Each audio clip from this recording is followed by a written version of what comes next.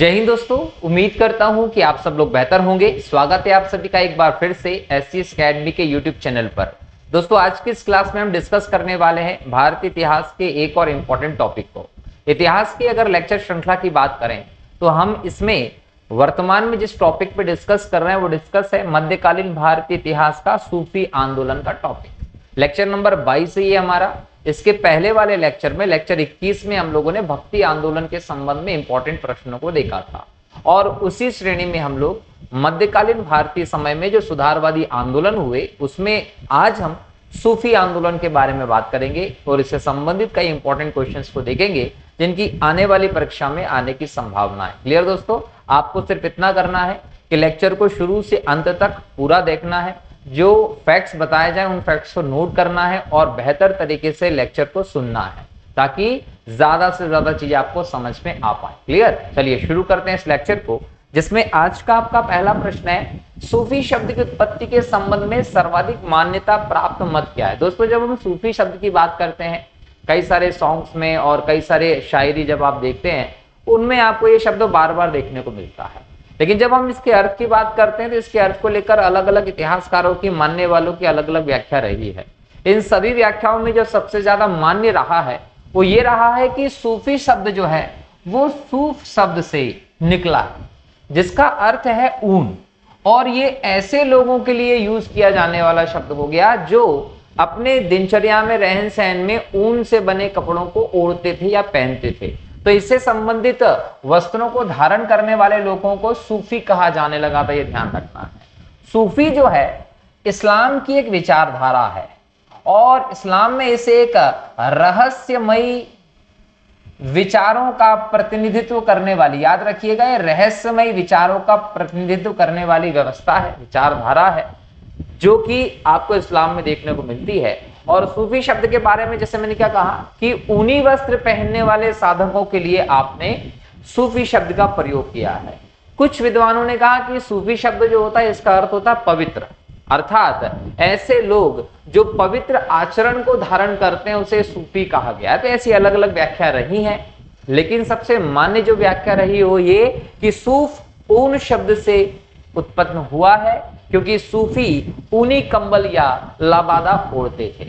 बराबर दोस्तों, तो कहीं ना कहीं इस्लाम से संबंधित व्यवस्था है और इस्लाम में रहस्यमय विचारों का प्रतिनिधित्व करती है सूफीवाद की अवधारणा, जो कि भारत में मध्यकालीन समय में जब आपके देश पर इस्लामी आक्रांताओं का आक्रमण हुआ था, प्रारंभ में महमूद गजनवी की बात करें, मोहम्मद बिन कासिम की बात करें, उसके बाद जब इसका प्रवेश हुआ तो एक समय बाद हमें यह व्यवस्था भारत में देखने को मिली है। ठीक है, यहां देखिए सूफियों के बारे में असत्य क्या है।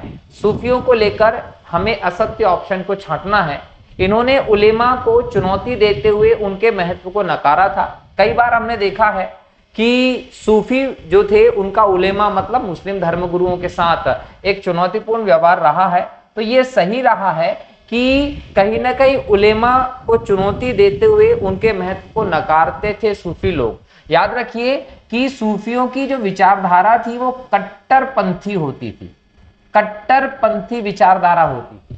सल्तनत काल में अगर हम देखें दोस्तों तो कहीं ना कहीं दोनों के बीच में एक अविश्वास का माहौल दिखाई पड़ता है। अगर हम एक तरफ उलेमाओं को ले लें और एक तरफ हम सूफी को ले लें तो इनके बीच में आपको एक अविश्वास का भाव देखने को मिलता है। तो दोनों के बीच में अविश्वास का भाव मौजूद था।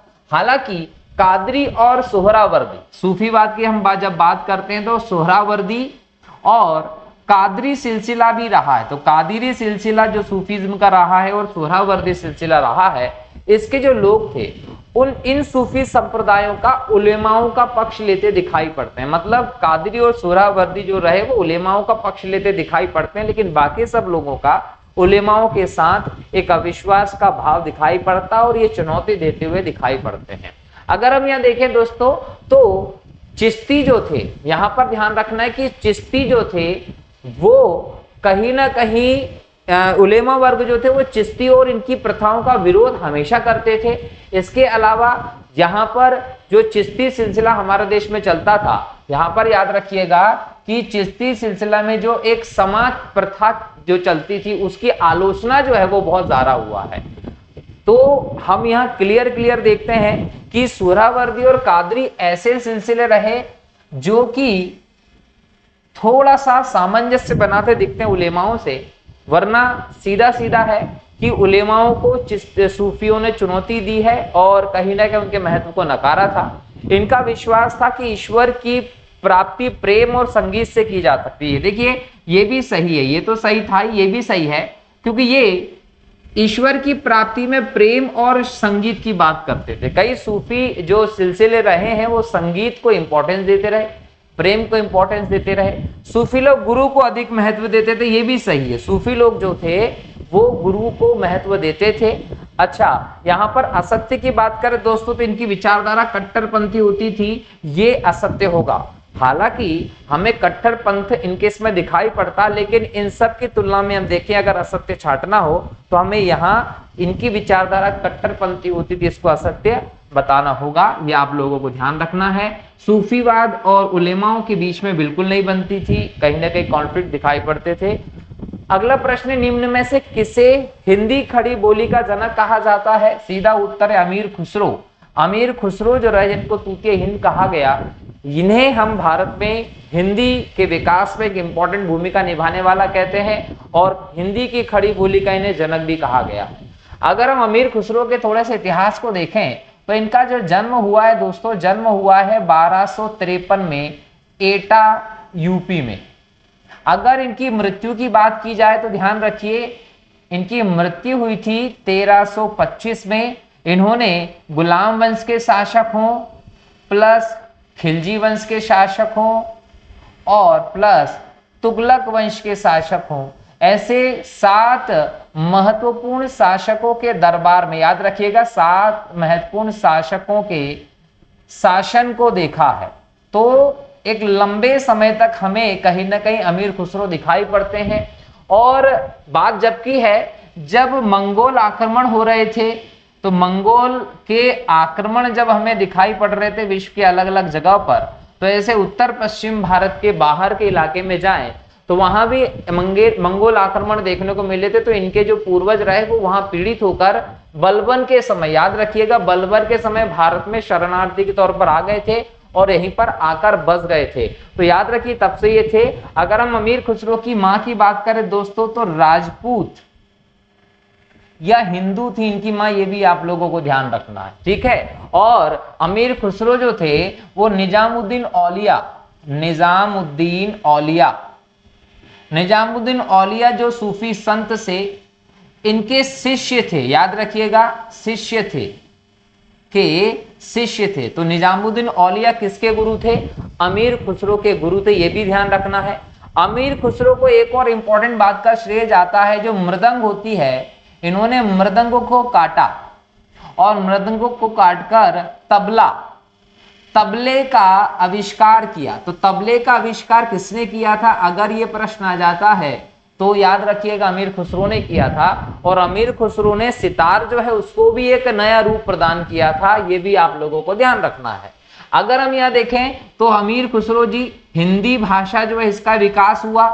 इसके अलावा ये फारसी जानते थे, इसके अलावा ब्रज भाषा जो है ये जानते थे। तो हिंदी हो, ब्रज भाषा हो, फारसी हो, उर्दू ये जानते थे।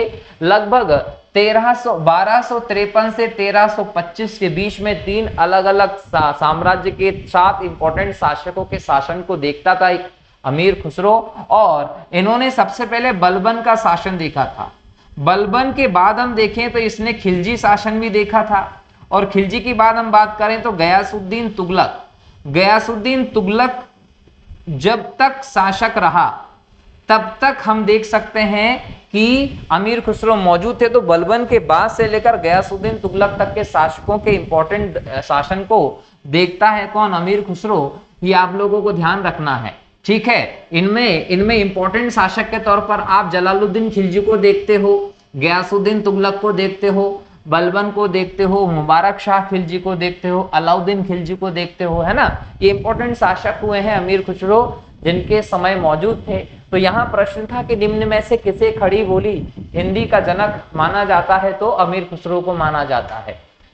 किस सूफी ने खुद को अनल हक मैं ईश्वर हूं अद्वैत मत से अहम ब्रह्मास्मि, मैं ही ब्रह्म हूं के समान घोषित किया, और इसी कारण से जिसे फांसी पर लटका दिया गया था उस संत का नाम क्या था? तो याद रखें, मंसूर अल हज्जाज। ये मंसूर अल हज्जाज जो है वो लगभग 922 ईस्वी की बात है, मतलब 10वीं सदी की बात है।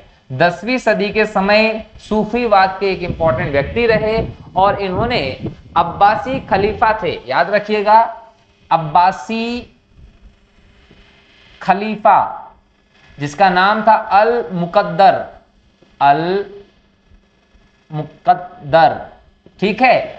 इनके आदेश पर इन्हें फांसी दे दी गई थी, क्योंकि इनके आदेश पर इन्होंने अहम ब्रह्मास्मि जैसी बात बोल दी थी, जो कि हम हिंदुओं में चलता है। तो वो व्यवस्था जो है वो दी, जिसकी वजह से इन्हें फांसी की सजा दी गई थी। क्या नाम था? मंसूर अल हज्जाज, ये ध्यान रखना है। अगला प्रश्न हुआ, सूफी संत कौन था जो यह मानता था कि भक्ति संगीत ईश्वर के निकट पहुंचने का मार्ग था? सभी सूफीवादी जो थे उन्होंने संगीत को बहुत इंपॉर्टेंट दिया, ईश्वर प्राप्ति के लिए संगीत और प्रेम की बात की। लेकिन यहाँ ये याद रखिए कि वह सूफी संत जो यह मानता था कि भक्ति संगीत ईश्वर के निकट पहुंचने का माध्यम है, वो थे मोइनुद्दीन चिश्ती। दोस्तों अगर हम देखें तो भारत में कई सिलसिले आए। काय के सिलसिले? तो याद रखिएगा ये सिलसिले जो रहे वो सूफीवाद के रहे। तो सूफी से संबंधित हमारे यहाँ पर कई सिलसिले रहे। सोहरावर्दी सिलसिला हो, कादरी सिलसिला हो, सत्तारी की बात करें या चिश्ती सिलसिले की बात करें, है ना, फिरदौसी सिलसिले की बात करें, तो अलग अलग प्रकार के सिलसिले भारत में फैले। पंजाब में था, कोई बिहार में था, कोई दिल्ली में था, तो अलग अलग क्षेत्रों में अलग अलग सिलसिले अलग अलग संतों के नेतृत्व में फैलते हैं। यहाँ पर मोइनुद्दीन चिश्ती का नाम आता है। मोइनुद्दीन चिश्ती को आप चिश्ती सिलसिला जो है, जो चिश्ती सिलसिला है, इसके संबंध में देखते हैं। इसको स्थापित करने वाले थे ये, भारत में इसका शुरुआत किया। और ये याद रखिएगा कि अजमेर जो है राजस्थान में, यहां इन्होंने अपने जीवन का अधिकांश समय बिताया, और इसलिए इनकी जो दरगाह है, मजार आप बोल सकते हैं, वो मजार भी कहां पर बनी हुई? अजमेर में है। और हर बार हम देखें तो यहां पर एक त्योहार के तौर पर उर्स आयोजित किया जाता है। तो मोइनुद्दीन चिश्ती का जो उर्स है वो वार्षिक उत्सव है, जो हर वर्ष अजमेर में होता है, इनकी पुण्यतिथि के अवसर पर होता है, ये भी याद रखिएगा। लगभग बात करें 1192 की, तो 1192 का वो समय था जब पृथ्वीराज चौहान जो है इनका युद्ध होता है किससे? गौरी से। ये युद्ध जो हुआ मोहम्मद गौरी से, इसमें पृथ्वीराज चौहान की हार हो जाती है, और ये था तराइन का द्वितीय युद्ध, सेकंड तराइन का युद्ध था, जिसमें पृथ्वीराज चौहान की 1192 में हार हो जाती है। हालांकि 1191 में पृथ्वीराज चौहान बुरी तरीके से मोहम्मद गौरी को हराते हैं, लेकिन उसको छोड़ देते कि जा तुझे माफ किया, जान की भीख दी तुझे, इस प्रकार से माफ करके भगा दिया। एक बार नहीं, पृथ्वीराज चौहान ने कई बार माफ किया। उसकी सजा मिली कि 1192 में पृथ्वीराज चौहान विरोधी शासकों को अपने तरफ करके उनके साथ एक गुट बनाकर मोहम्मद गौरी ने पृथ्वीराज चौहान को हरा दिया, उनकी दोनों आंखें फोड़ दी गई और बाद में उनकी हत्या कर दी गई। तो पृथ्वीराज चौहान की हार होती है, गौरी की जीत होती है तराइन के दूसरे युद्ध में। इस समय में ये अजमेर में रहते थे। कौन रहते थे? अजमेर में रहते थे। कौन? मोइनुद्दीन चिश्ती समय। और अजमेर में रहकर इन्होंने यहाँ अपना उपदेश देना भी शुरू कर दिया था। तो ये तराइन के दूसरे युद्ध का समय था, जिसके बाद भारत में चिश्ती सिलसिला शुरू होता है। तो अगर पूछा जाए कि मोइनुद्दीन चिश्ती किसके समकालीन थे? पृथ्वीराज चौहान के समय थे, और ये जब अजमेर में थे तो उस समय पृथ्वीराज चौहान जी ने अजमेर की यात्रा भी की थी। ये भी आप लोगों को ध्यान रखना है, ठीक है। अगला प्रश्न है, भारत में चिश्ती सिलसिले को किसने शुरू किया था? तो याद रखिएगा, निजामुद्दीन शेख मोइनुद्दीन चिश्ती जो है, इन्होंने भारत में चिश्ती सिलसिले को शुरू किया था। याद रखिएगा कि भारत में सर्वाधिक प्रसिद्ध अगर कोई सिलसिला रहा है तो सर्वाधिक प्रसिद्ध सिलसिला चिश्ती सिलसिला रहा है। चिश्ती सिलसिले का भारत में बहुत ज्यादा प्रचार प्रसार हुआ, और इसके जो सदस्य होते थे वो सदस्य शांति प्रिय शांति प्रिय थे, ये याद रखिएगा, ये भी ध्यान रखना है। इसके अलावा एक और इंपॉर्टेंट बात थी कि चिश्ती सिलसिले ने एक बात अंडरलाइन करके कही, हाईलाइट करके कही, क्या कि जो धर्मनिरपेक्ष राज्य है, धर्मनिरपेक्ष राज्य के साथ संबंधों से दूरी बनाना है। कहीं ना कहीं ऐसे राज्य जो धर्मनिरपेक्ष थे उनके साथ संबंधों से दूरी बनाने की बात बोली, मतलब राज्य में धर्म को महत्व देने की बात करता था। चिश्ती सिलसिला एक शांति प्रिय था। इसके बाद हम यहाँ देखें तो ख्वाजा मुइजुद्दीन चिश्ती जो है, शेख मुइजुद्दीन चिश्ती जो है, इनके शिष्य थे कई सारे। अगर मैं इनके शिष्यों की बात करूं तो इनके शिष्यों में एक सबसे फेमस नाम है कुतुबुद्दीन बख्तियार। कुतुबुद्दीन बख्तियार काकी। ये कुतुबुद्दीन बख्तियार काकी जो है ना, ये वही व्यक्ति है जिसका फैन था कौन? ऐबक। कुतुबुद्दीन ऐबक इनका फैन था, है ना, इनको बहुत पसंद करता था और इनका अनुयायी होने के चलते कुतुबुद्दीन ऐबक ने इन्हीं के नाम पर कुतुब मीनार, जो कुतुब मीनार है उसका निर्माण भी करवाया था दिल्ली में। तो दिल्ली में जो कुतुब मीनार है वो कुतुबुद्दीन बख्तियार काकी के नाम पर स्थापित करवाई गई है। इसके अलावा निजामुद्दीन औलिया, निजामुद्दीन औलिया जो हैं वो भी किसके शिष्य थे? वो भी शिष्य थे शेख मोइनुद्दीन चिश्ती के। एक और इंपॉर्टेंट नाम आता है नासिरुद्दीन चिराग। नासिरुद्दीन चिराग का जो नाम आता है ये भी शेख मोइनुद्दीन चिश्ती के शिष्यों में थे। तो निजामुद्दीन औलिया हो, कुतुबुद्दीन बख्तियार काकी हो या नासिरुद्दीन चिराग हो, ये सभी के सभी शेख मोइनुद्दीन चिश्ती के अनुयायी थे, इनके शिष्य थे। जब शेख मोइनुद्दीन चिश्ती चले गए तो इन लोगों ने इस चिश्ती सिलसिले को भारत में अलग अलग जगह पर फैलाने का काम किया था।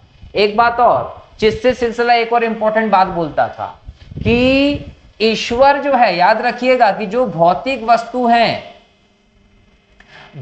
वस्तु हैं उनको लेकर कहा गया कि जो भौतिक वस्तुएं वो किसी भी रूप से ईश्वर के मार्ग से आपको भटकने नहीं दे सकती। मतलब कि ईश्वर के मार्ग से भटकने का, साधना के मार्ग से भटकने का साधन नहीं है भौतिक वस्तु। मतलब कहीं ना कहीं आप भौतिक वस्तुओं को लेकर ये कहें कि भौतिक वस्तुओं के अंतर्गत आकर आप ईश्वर तक पहुंचने के मार्ग से हट जाते हो, तो ऐसा नहीं है। इनका मानना था, चिश्ती सिलसिले का मानना था कि भाई देखिए, आप भौतिक वस्तुओं के साथ जीवन बिताते हैं तो भी आप ईश्वर को पाने के मार्ग पर चल सकते हैं। मतलब इस सिद्धांत को इन्होंने खारिज कर दिया था। और ये भी बोला कि आप जोर से बोलकर या मौन रहकर भी ईश्वर की आराधना कर सकते हैं। तो ईश्वर की आराधना करने को लेकर चिश्ती सिलसिले का मतलब ये था कि आप चाहे तो मन में मौन रहकर ईश्वर की आराधना कर लीजिए, आप चाहे चिल्ला चिल्ला कर ईश्वर की आराधना कर लीजिए। दोनों ही बातों को फॉलो करता था चिश्ती सिलसिला, जो भारत में सबसे ज्यादा फेमस रहा। और शेख मोइनुद्दीन चिश्ती ने इसकी स्थापना की थी। शेख मोइनुद्दीन चिश्ती अजमेर में बहुत लंबे समय तक रहे थे। सूफी सिलसिला मूलतः संबंधित है, इस्लाम से संबंधित है। इस्लाम में एक रहस्यवादी विचारधारा के तौर पर आप सिलसिले को देखते हो। और ये सिलसिला जो है, ये सूफी सिलसिला जो है दोस्तों, वो वैराग्य पर जोर देता है ना। इसमें ईश्वर के प्रति समर्पणता को बताया गया है, भौतिकवादिता से दूर रहने पर बल दिया गया है, ये भी आप लोगों को ध्यान रखना है। और इसका सूफी सिलसिले का मानना है कि मानवता की सेवा ही ईश्वर की सबसे बड़ी सेवा है, ऐसा आप लोगों को ध्यान रखना है। इस्लाम से संबंधित एक रहस्यमय विचारधारा है सूफी सिलसिलावाद। सूचियों को सूचितों से मिलाना, एक तरफ सूफी सिलसिले दिए हैं, दूसरी तरफ इनके संस्थापक दिए हैं। सोहरावर्दी सिलसिला जो वो शेख शहाबुद्दीन ने स्थापित किया। चिश्ती सिलसिला ख्वाजा मोइनुद्दीन चिश्ती ने बनाया। कादिरिया शेख अब्दुल ने स्थापित किया। नक्शबंदी ख्वाजा बहाउद्दीन नक्शबंदी के द्वारा स्थापित किया गया।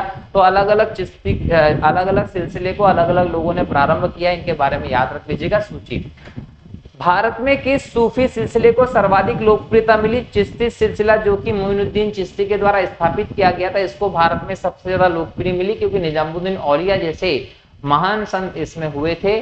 कहीं ना कहीं ये याद रखिएगा, जिनके शिष्य हुए थे अमीर खुसरो, अगला प्रश्न है, फिरदौसी सिलसिले के सर्वप्रथम सूफी थे। याद रखिए, जो फिरदौसी सिलसिला है वो शरफुद्दीन अहमद इब्न मखदूम या मनेरी, ये जो थे फिरदौसी सिलसिले के सर्वप्रथम सूफी संत से। और ये जो सिलसिला रहा है फिरदौसी, ये इंपॉर्टेंट तौर पर बिहार का जो क्षेत्र रहा है, यहाँ पर ये सिलसिला बहुत ज्यादा फेमस हुआ था। और कहीं ना कहीं याद रखिएगा कि एक नाम आपको मिलता है सैफुद्दीन बखरजी। ये सैफुद्दीन बखरजी वो व्यक्ति हैं जिन्होंने एशिया में मतलब जब हम मध्य मुस्लिम कंट्रीज में जाते हैं वहां पर सबसे पहले फिरदौसी सिलसिले की नींव रखी थी। अब फिरदौसी सिलसिला क्या है, तो फिरदौसी सिलसिला जो सोहरावर्दी सिलसिला चलता है उसी की एक शाखा के तौर पर देखा जाता है ना। सोहरावर्दी सिलसिला जो चलता है उसी की एक शाखा के तौर पर फिरदौसी सिलसिले को देखा जाता है। ये आप लोगों को ध्यान रखना है, जिसमें भारत में शरफुद्दीन अहमद का इंपॉर्टेंट रोल दिखाई पड़ता है। दारा शिकोह ने किस सूफी सिलसिले को अपनाया था, यहाँ सबसे पहले समझना दारा शिकोह था कौन दोस्तों। दारा शिकोह जो है वो शाहजहां का बेटा था। शाहजहां प्लस मुमताज, शाहजहां और मुमताज का जो संतान हुई थी उसका नाम था दारा शिकोह। ये दारा शिकोह जो था वो शाहजहां का सबसे बड़ा बेटा था। सबसे बड़ा बेटा अगर था शाहजहां का तो वो कौन था, वो दारा शिकोह था। और सबसे विद्वान मुगल सम्राट अगर कोई था, सबसे विद्वान मुगल सम्राट अगर कोई था तो वो दारा शिकोह था, जिसने न केवल मुस्लिम कई ग्रंथों का अध्ययन किया बल्कि हिंदुओं में भारत में भगवत गीता उपनिषद जैसे कई इंपॉर्टेंट ग्रंथों का अध्ययन किया। न केवल अध्ययन किया बल्कि उनका फारसी में अनुवाद भी किया है। ठीक है, तो यहाँ दारा शिकोह जो है वो शाहजहां का बड़ा बेटा है, शाहजहां का प्रिय बेटा है। शाहजहां इसे अपना उत्तराधिकारी बनाना चाहता था और अपने मरने से पहले शाहजहां ने कहीं ना कहीं इसे अपना उत्तराधिकारी घोषित भी कर दिया था। ये आप लोगों को ध्यान रखना है।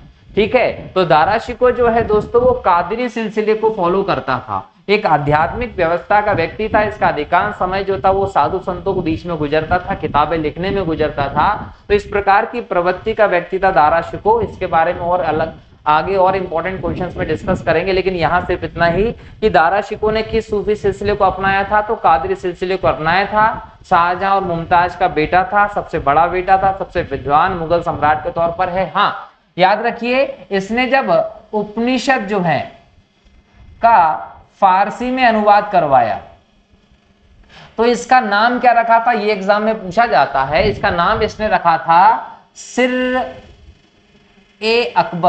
सिर-ए-अकबर के नाम से उपनिषदों का फारसी में अनुवाद करवाने वाला व्यक्ति कोई था तो वो था कौन, दारा शिकोह। इसके अलावा योग वशिष्ठ और श्रीमद् भगवत गीता का भी फारसी में अनुवाद करवाया था दारा शिकोह ने।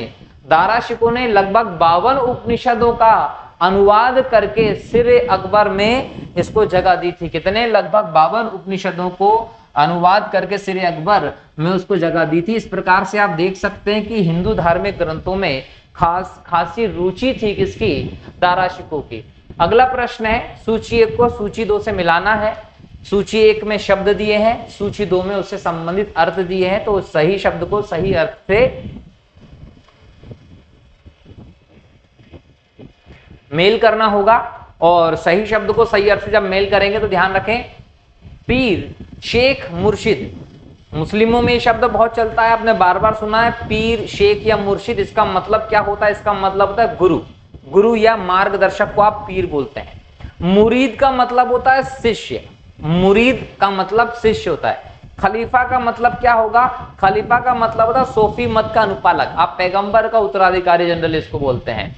खानकाह क्या है, सूफी संतों के निवास स्थल को खानकाह कहते हैं, ये आप लोगों को ध्यान रखना है।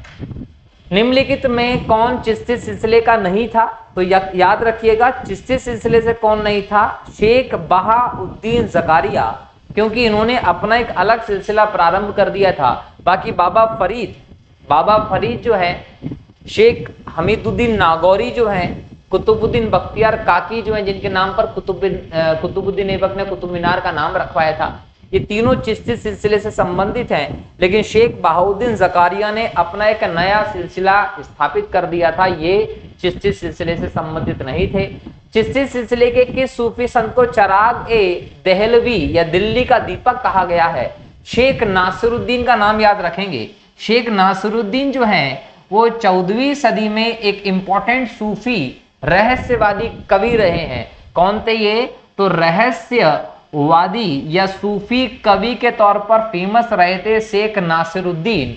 और ये जो शेख नासिरुद्दीन थे ये संत निजामुद्दीन औलिया के शिष्य थे। याद रखिएगा, निजामुद्दीन औलिया जो हैं इनके शिष्य थे। कौन? शेख नासिरुद्दीन। और कहीं ना कहीं जब निजामुद्दीन औलिया चले गए तो इनके बाद इनके उत्तराधिकारी बने थे शेख नासिरुद्दीन, जिन्हें चिराग ए देहलवी या दिल्ली का दीपक भी कहा गया है। तो एग्जाम में अगर क्वेश्चन आ जाता है कि चिराग ए देहलवी या दिल्ली का दीपक किसे कहा गया है, तो शेख नासिरुद्दीन को कहा गया है।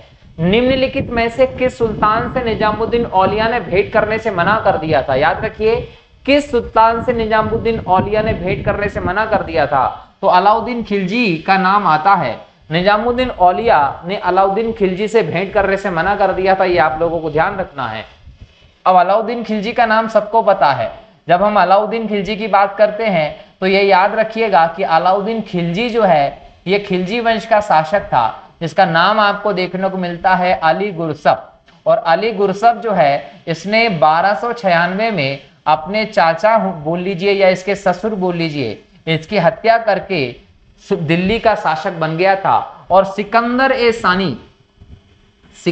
ए सानी की उपाधि धारण करने वाला शासक था ये। और भारत विजय के लिए इसने उत्तर और दक्षिण में अलग अलग अभियान किए। दक्षिण में 1307 से देवगिरी से अभियान प्रारंभ किया और उत्तर में 1299 में गुजरात से अभियान प्रारंभ किया, जहां गुजरात की मंडी से इसे मलिक काफूर नाम का हिजड़ा मिला था, जिसे इसने 1000 दिनारी में खरीदवा लिया था और 1000 दिनारी के नाम से मलिक काफूर फेमस हुआ था। अलाउद्दीन खिलजी अपने कट्टर रूप से शासक फेमस रहा और कहीं ना कहीं चित्तौड़ अभियान जो 1303 के आसपास इसने किया था रानी पद्मिनी के लिए, ये इसका एक बहुत फेमस अभियान भी रहा है, जिसको पद्मावत में मलिक मोहम्मद जायसी ने डिटेल में विस्तृत करके बताया है, जब चित्तौड़ के राजा राणा रतन सिंह जी थे। इसके अलावा एक और चीज याद रखिएगा कि अलाउद्दीन खिलजी अपनी बाजार व्यवस्था को लेकर, अपनी मुद्रा नियंत्रण प्रणाली को लेकर, सैनिकों को नगद वेतन की प्रणाली को देकर, शरीयत के नियमों के विरुद्ध जाकर निर्णय लेने के लिए, आई एम द स्टेट जैसे उद्गार व्यक्त करने के लिए जाना गया है अलाउद्दीन खिलजी। ये आप लोगों को ध्यान रखना है। और इसकी कहीं ना कहीं जो क्रियाएं थी, इसकी जो हरकतें थी, उन सब चीजों को देखते हुए निजामुद्दीन औलिया ने अलाउद्दीन खिलजी से मिलने से मना कर दिया था। अगर यहाँ हम निजामुद्दीन औलिया की बात करें दोस्तों, याद रखिएगा कि 1238 में इनका जन्म होता है। कहाँ? बदायूं में।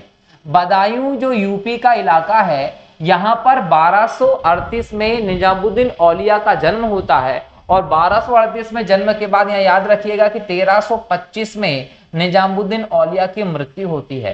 तो एक लंबे समय तक ये मौजूद होते हैं। जब 1238 में जन्म होता है, हमारे यहाँ पर गुलाम वंश का शासन होता है। 1325 में जब बोल सकते हैं कि तुगलक वंश का शासन था, उस समय निजामुद्दीन औलिया की मृत्यु हो जाती है। और याद रखिएगा कि चिश्ती सिलसिला जो था, निजामुद्दीन औलिया जो है वो चिश्ती सिलसिला जो था उसके चौथे संत थे चिश्ती सिलसिले के निजामुद्दीन औलिया। और याद रखिएगा कि निजामुद्दीन औलिया जो हैं इनके गुरु का नाम था बाबा फरीद। तो बाबा फरीद जो थे वो किसके गुरु थे? तो ये भी याद रखिएगा कि बाबा फरीद जो हैं वो निजामुद्दीन औलिया के गुरु थे। जबकि अमीर खुसरो की अगर मैं बात करूं तो अमीर खुसरो जो है वो निजामुद्दीन औलिया का शिष्य था। ये भी आप लोगों को ध्यान रखना है। निजामुद्दीन औलिया जो इनकी दरगाह दिल्ली में है दक्षिण में, तो हजरत निजामुद्दीन के नाम से फेमस थे रहे।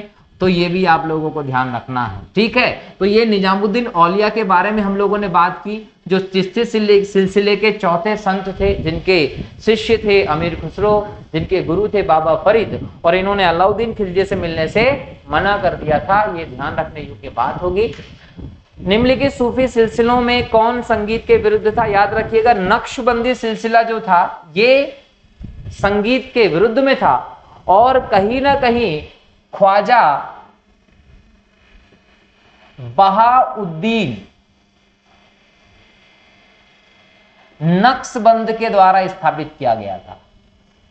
ख्वाजा बहाउद्दीन नक्शबंद ने इस सिलसिले को स्थापित किया था। इस सिलसिले ने, याद रखिएगा कि इस सिलसिले के जो फकीर थे उन्होंने शरीयत के पालन पर जोर दिया था। याद रखिए, शरीयत के पालन पर जोर देने वाला सिलसिला कोई सा था तो नक्शबंदी सिलसिला था, जिसकी स्थापना जो है वो ख्वाजा बहाउद्दीन के द्वारा की गई थी। अगला प्रश्न है, दारा शिकोह ने किस शीर्षक से उपनिषदों का फारसी में अनुवाद किया था? याद रखिए, दारा शिकोह ने लगभग 52 उपनिषदों का फारसी में अनुवाद करवाया, सिर्र अकबर नाम से उसको लिखवाया। अब यहाँ दारा शिकोह से संबंधित एक दो फैक्ट और देखते हैं। जैसे हमने पहले देख लिया था कि मुमताज और शाहजहां का बड़ा बेटा था दारा शिकोह, जिसको आप मुगल काल का सबसे विद्वान शासक कहते हैं, समझदार शासक के तौर पर जानते, जिसको साधु संतों की संगति पसंद थी और एक प्रकार से वैराग्यवादी व्यवस्था में था, लेकिन शाहजहां का सबसे प्रिय बेटा था। शाहजहां के साथ ये आगरा में रहता था और कहीं ना कहीं शाहजहां चाहता था कि इसको वो अपना उत्तराधिकारी घोषित करे।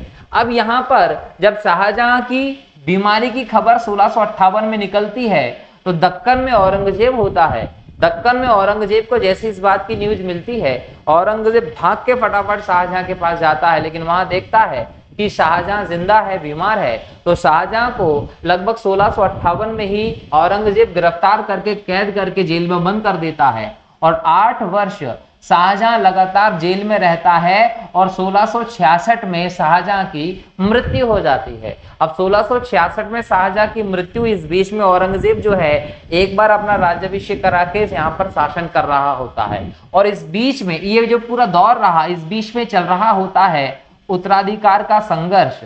और उत्तराधिकार का जो संघर्ष है वो शाहजहां के सभी बेटों में चलता है, लेकिन औरंगजेब अपनी कुटिलता और अपनी चालाकी के साथ अपने बाकी भाइयों को मारकर खुद गद्दी प्राप्त कर लेता है और इसमें कहीं ना कहीं एक खतरनाक रूप से अंत होता है दारा शिकोह का भी।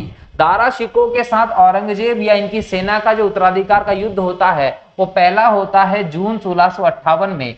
जून 1658 में युद्ध होता है सामूगढ़ का। सामूगढ़ का युद्ध हुआ, इस युद्ध में हार गया। इसके बाद दूसरे नंबर पर हम देखें तो अजमेर जो है, अजमेर के निकट हम देखें तो यहां पर आपको एक लड़ाई और देखने को मिलती है जिसका नाम था देवराय का युद्ध। ये देवराय का युद्ध जो था ये भी दारा शिकोह की सेना हार जाती है। कब हार जाती है? मार्च 1659 में। और इसके बाद बुरी तरीके से लगभग 10 सितंबर के आसपास 1659 में 10 सितंबर 1659 में औरंगजेब जो है वो दारा शिकोह का सर कलम करवा देता है और दारा शिकोह की बुरी तरीके से निर्ममता के साथ हत्या कर दी जाती है, ये ध्यान रखना है। और उसके बाद दारा शिकोह का अंत हो जाता है और बोल सकते हैं मुगल काल का सबसे विद्वान शासक भी यहाँ पर खत्म हो गया। लेकिन यहाँ जब हम मुगल काल के बारे में व्याख्या की बात करते हैं तो दारा शिकोह के बारे में हमें बहुत कम जानकारी देखने को मिलती है। बाकी सब फलाना डिकाना शासक जो है उनके बारे में भर भर के आपको जानकारी दी जाती है। याद रखिएगा, दारा शिकोह का अंत जो है वो 1659 में किसने किया? औरंगजेब ने किया था। लगभग 52 उपनिषदों का अध्ययन करके उनका फारसी में अनुवाद किया और सिर अकबर टाइटल के साथ उनको सामने लेकर आया था दारा शिकोह। निम्न में से कौन सूफी संत थे? रहीम थे, निजामुद्दीन औलिया थे, मोइनुद्दीन चिश्ती थे, रसखान थे। रसखान और रहीम जो थे वो भक्ति आंदोलन से संबंधित रहे, लेकिन निजामुद्दीन औलिया और मोइनुद्दीन चिश्ती सूफी संत थे। ठीक है, चिश्ती सिलसिले के। सूफिया कलाम जो एक प्रकार का भक्ति संगीत है, इसकी विशेषता है दोस्तों, सूफिया कलाम जो है वो एक प्रकार का सूफियों में भक्ति संगीत है जो कि कश्मीर की विशेषता है। सूफी संत ख्वाजा मोइनुद्दीन चिश्ती किसके शासनकाल में राजस्थान आए थे? तो जब पृथ्वीराज चौहान का शासन चल रहा था उस समय लगभग हम बात करें तो मोइनुद्दीन चिश्ती जो थे वो अजमेर में रहे थे आकर। इनका जन्म जो है वो 1141 के आसपास ईरान में हुआ था और बाद में आकर ये अजमेर में बस गए थे। प्रसिद्ध सूफी सलीम चिश्ती रहते थे फतेहपुर सीकरी में रहते थे। फतेहपुर सीकरी जो है दोस्तों वो आगरा में ही एक शहर बनता है। आगरा में ही, कहाँ? उत्तर प्रदेश में एक शहर है। लगभग 1571 के आसपास अकबर ने इसकी स्थापना करवाई थी जोगदा बेगम के लिए। यहाँ पर बढ़िया बलुआ पत्थर से शानदार महल बनवाए गए थे और यहाँ पर फव्वारे लगाए गए। उन फव्वारों में पानी नहीं आ रहा था तो एक नहर के माध्यम से इन फव्वारों में पानी भी पहुंचाया गया। तो एक बहुत खूबसूरत शहर के तौर पर अकबर ने 1571 के आसपास फतेहपुर सीकरी की स्थापना करके इसमें प्रवेश किया और 1571 से लेके 1585 तक ये अकबर के साम्राज्य की मुगलों की राजधानी भी रहा, लेकिन 1585 में संभवतः पानी की कमी और इस प्रकार की समस्याओं के चलते इस शहर को खाली कर दिया गया था। और आज भी फतेहपुर सीकरी आपको दिखाई पड़ता है खंडरों का एक प्रदेश के तौर पर। तो ये किसने स्थापित करवाया था? फतेहपुर सीकरी अकबर ने करवाया था। और जो सूफी सलीम जो बोल सकते हैं संत थे, शेख सलीम चिश्ती जो थे, ये अकबर के दरबार में भी रहते थे और ये कहाँ? फतेहपुर सीकरी में रहते थे। अकबर शेख सलीम चिश्ती से बहुत ज्यादा प्रभावित था और इतना ज्यादा प्रभावित था कि अकबर ने अपने बेटे का नाम भी सलीम रखा, जो बाद में जाके जहांगीर के नाम से फेमस होता है। ये भी आपको ध्यान रखना है। और इनके सम्मान में बुलंद दरवाजा जो है वो भी बनवाया था अकबर ने। तो अकबर ने शेख सलीम चिश्ती के सम्मान में बुलंद दरवाजे का निर्माण भी करवाया था। ये आप लोगों को ध्यान रखना है। फतेहपुर सीकरी शहर जो है वो आगरा में है। 1571 में अकबर ने इसको स्थापित करवाया था। ये भी ध्यान रखना है। किस सूफी को बख्तियार काकी भाग्यवान रोटियां वाला कहा गया है? तो याद रखिए, ख्वाजा कुतुबुद्दीन को बख्तियार काकी कहा गया है, जिससे कुतुबुद्दीन ऐबक बहुत प्रेरित था और इसकी याद में ही कुतुबुद्दीन ऐबक ने कुतुब मीनार का निर्माण करवाया था। ये ध्यान रखना है। किस सूफी संत को सुल्तान तारिकिन, सन्यासियों के सुल्तान की उपाधि मिली थी? तो याद रखिएगा शेख हमीदुद्दीन नागौरी। ये नागौर जो है राजस्थान का, वहां रहते थे। राजस्थान जो है, राजस्थान का जो नागौर है, यहां पर ये रहते थे, इसलिए इनका नाम भी नागौरी हो गया। शेख हदीदुद्दीन नागौरी के तौर पर आप इनको देखते हैं।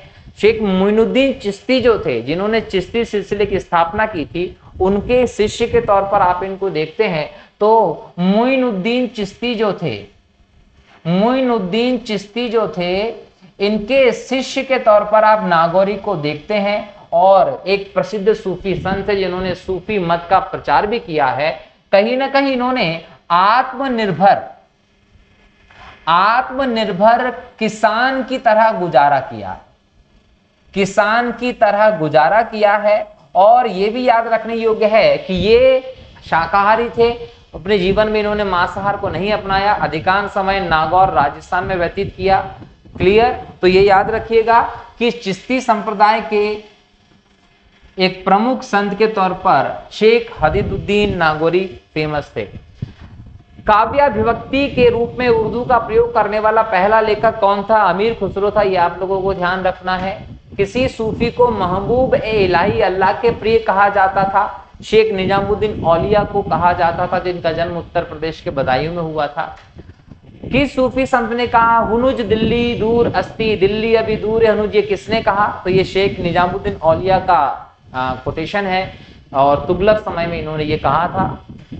दक्षिण भारत में चिश्ती सिलसिले की नींव रखने वाला कौन था दोस्तों? तो याद रखेंगे शेख बुरहानुद्दीन गरीब। शेख बुरहानुद्दीन गरीब जो थे, ये दक्षिण में चिश्ती सिलसिले को पहुंचाने वाले थे।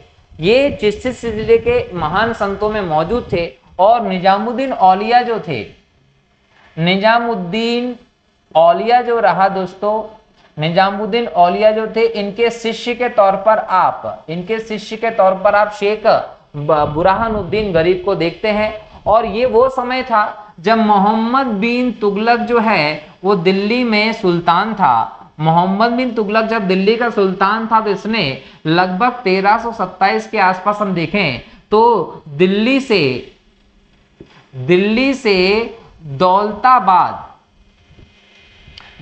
दौलताबाद मतलब उत्तर से दक्षिण में राजधानी परिवर्तन करने का निर्णय लिया। कि निर्णय के पीछे कारण कई सारे थे कि शासन व्यवस्था को बेहतर करना चाहते थे और इसको मोहम्मद बिन तुगलक को मंगोल आक्रमण का डर था, तो उससे बचने के लिए 1327 में दिल्ली से दौलताबाद राजधानी ले गया। लेकिन जब दक्षिण राजधानी ले गया तो वहां की जलवायु परिस्थिति और आदि चीजों के चलते बहुत कम समय में ही सैनिक जो थे वो बीमार होने लगे और इसकी वजह से कहीं ना कहीं प्रशासन में अव्यवस्था फैल गई। तो पुनः 10 वर्ष बाद 1337 में राजधानी पुनः कहां ले गया? ये दिल्ली ले गया। ठीक है, तो ये तो मोहम्मद बिन तुगलक के काम थे। लेकिन जब ये दिल्ली से दौलताबाद राजधानी लेकर गया था तो मोहम्मद बिन तुगलक के साथ शेख बुरहानुद्दीन गरीब भी गए थे और ये दिल्ली से जाकर दौलताबाद में स्थापित हो गए थे और यहाँ के आसपास के इलाकों में इन्होंने चिश्ती व्यवस्था जो है, चिश्ती सिलसिला जो है, उसकी जो विचारधारा है उनका इन्होंने यहाँ पर प्रचार प्रसार करना शुरू कर दिया था। इसलिए हम कहते हैं कि दक्षिण भारत में चिश्ती सिलसिले की नींव डालने वाला कौन था, तो वो थे बुरहानुद्दीन गरीब। अगला प्रश्न है, अकबर जिस सूफी संत का बड़ा आदर करता था और जिसके आशीर्वाद से शहजादा सलीम या जहांगीर का जन्म हुआ था, वो कौन था? शेख सलीम चिश्ती थे।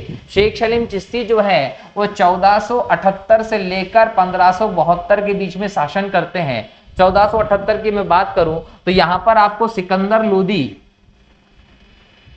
लोदी का शासन दिखाई पड़ेगा, मतलब लोदी डायनेस्टी। उसके बाद आपको इब्राहिम लोदी का शासन दिखाई पड़ेगा। इब्राहिम लोदी के बाद आपको बाबर का शासन दिखाई पड़ेगा। बाबर के बाद आपको हुमायूं और हुमायूं के बाद अकबर। इन लोगों ने यहाँ पर इंपॉर्टेंटली शासन किया और इतने समय में आप शेख सलीम चिश्ती को देखते हैं। शेख सलीम चिश्ती जो हैं उनसे अकबर बहुत ज्यादा प्रभावित था, इसीलिए उसने अपने बच्चे का नाम सलीम रखा था। और लंबे समय तक शेख सलीम चिश्ती जो है वो फतेहपुर सीकरी में रहे, मुगल दरबार का हिस्सा रहे, ये भी आप लोगों को ध्यान रखना है। और इनकी जो दरगाह है शेख सलीम चिश्ती की, वो फतेहपुर सीकरी में है, जो अकबर ने बनवाई थी, ये भी ध्यान रखना है। चिश्ती सिलसिला एवं सोहरावर्दी सिलसिले में तुलना के संदर्भ में क्या सही है? ऑप्शन ए के चिश्ती समा, संगीत समा एवं रक्स, रक्स का मतलब नृत्य होता में विश्वास करते थे, जबकि सोहरावर्दी नहीं करते थे। चिश्ती राजकीय संरक्षण व धन संचय में विश्वास नहीं करते थे, जबकि सोहरावर्दी करते थे। दोनों कथन सही हैं। चिश्ती राजनीतिक पचड़े से दूर रहते थे, जबकि सोहरावर्दी राजनीतिक मसले में भारी दिलचस्पी रखते थे। सही है। चिश्ती हिंदू और मुस्लिम दोनों समाज में लोकप्रिय हुआ, लेकिन सोहरावर्दी केवल मुस्लिम समाज में हुआ, ये भी ठीक है। मतलब 1 2 3 4 चारों के चारों कथन सही है। आप इनको लिख लीजिएगा, आपको एग्जाम में काम आएगा यदि एग्जाम में आता है चिश्ती और सोहरावर्दी सिलसिले में तुलना करने को या अंतर बताने को। दिल्ली सल्तनत के सुल्तान इल्तुतमिश ने किसे शेख उल इस्लाम की उपाधि दी थी? याद रखिएगा कि शेख बहाउद्दीन जकारिया जो थे वो इल्तुतमिश के समय मौजूद थे और इसने ही इन्हें शेख उल इस्लाम की उपाधि दी थी। शेख बहाउद्दीन जकारिया जो रहा दोस्तों, वो एक मुस्लिम विद्वान थे। याद रखिएगा, ये जो व्यक्ति था ये मुस्लिम विद्वान के तौर पर मौजूद थे और मुस्लिम विद्वान के साथ साथ इन्होंने सोहरावर्दी संप्रदाय, इन्होंने सोहरावर्दी सिलसिला जो उसकी स्थापना भी की थी। और इस सिलसिले के लोगों का मानना था कि राजकीय संरक्षण और अनुदान स्वीकार किया जाना चाहिए। फारसी में रचित मजमा उल बहरैन, दो समुद्रों का संगम, मजमा उल बहरैन का संबंध हिंदी में क्या है? दो समुद्रों का संगम, जिसमें सूफी मत व हिंदू मत का तुलनात्मक वर्णन। इसके रचयिता कौन है? इसके रचयिता दाराशिकों, ये ध्यान रखेंगे। किसने संस्कृत के पंडितों की सहायता से भगवत गीता एवं योग वशिष्ठ का अनुवाद फारसी में करवाया था? दाराशिकों ने करवाया था। किस सूफी सिलसिले के अनुयायी आध्यात्मिक तत्वों के संबंध में तरह तरह के नक्शे बनाते थे और उसे रंग से भरते थे? नक्शबंदी। इनका नाम नक्शबंदी पढ़ा ही है। तरह तरह के नक्शे बनाते थे, उसमें रंग भरते थे।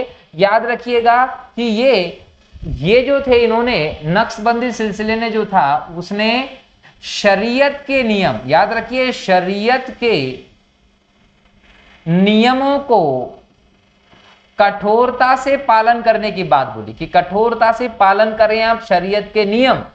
और ये इस प्रकार की व्यवस्था था कि ये अकबर ने जब अपनी धार्मिक सहिष्णुता की नीति लागू की थी तो नक्शबंदी सिलसिले के लोगों ने अकबर की उस धार्मिक सहिष्णुता की नीति, सुलहकुल की नीति जिसे हम कहते हैं, उसका भी विरोध किया था।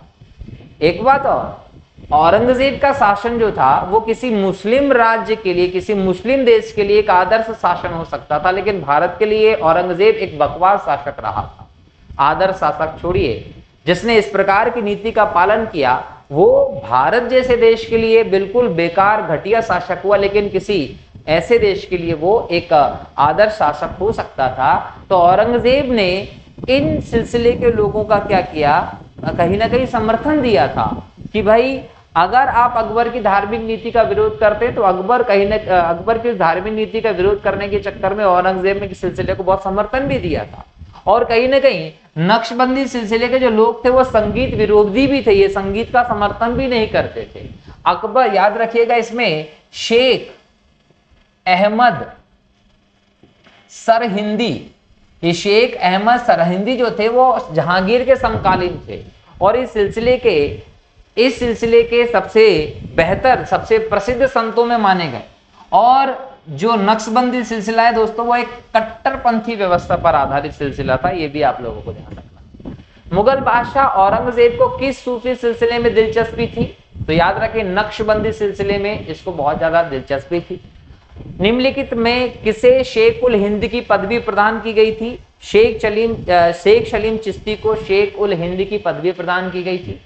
निम्नलिखित युग्मों में से एक गलत युग्म है, उसको पहचानना है। चिश्ती दिल्ली और दुबाव में चलते थे, सोहरावर्दी सिंध में चलते थे, निजामुद्दीन औलिया दिल्ली क्षेत्र में चलते थे, फिरदौसी बिहार में चलते थे। ये वाला गलत हो जाता है, ठीक है। अगला प्रश्न है, मध्ययुगीन भारत के धार्मिक इतिहास के संदर्भ में सूफी संत निम्नलिखित में से किस तरह के आचरण का निर्वाह करते थे? ध्यान साधना, श्वास नियमन करते थे, एकांत में कठोर यौगिक व्यायाम करते थे, श्रोताओं में आध्यात्मिक हर्षोन्माद उत्पन्न करने के लिए पवित्र गीतों का गायन करते थे। सभी के सभी सत्य थे, ठीक है। तो दोस्तों इस प्रकार से हमने आज की इस क्लास में सूफीवाद से संबंधित कई इंपॉर्टेंट क्वेश्चंस को डिस्कस किया है। मेरी कोशिश रही है कि इससे संबंधित आपके डाउट क्लियर हो, लेकिन ये एक ऐसा क्षेत्र है जहां से एग्जाम में आपको क्वेश्चन बहुत कम देखने को मिलते हैं। तो इन क्वेश्चंस को आप बेहतर तरीके से प्रिपेयर कीजिए। अगर प्रश्न आता है तो इन चीजों से यहाँ से आपको देखने को जरूर मिलेगा। मिलता हूँ अगले लेक्चर में नए टॉपिक के साथ, नए प्रश्नों को लेकर।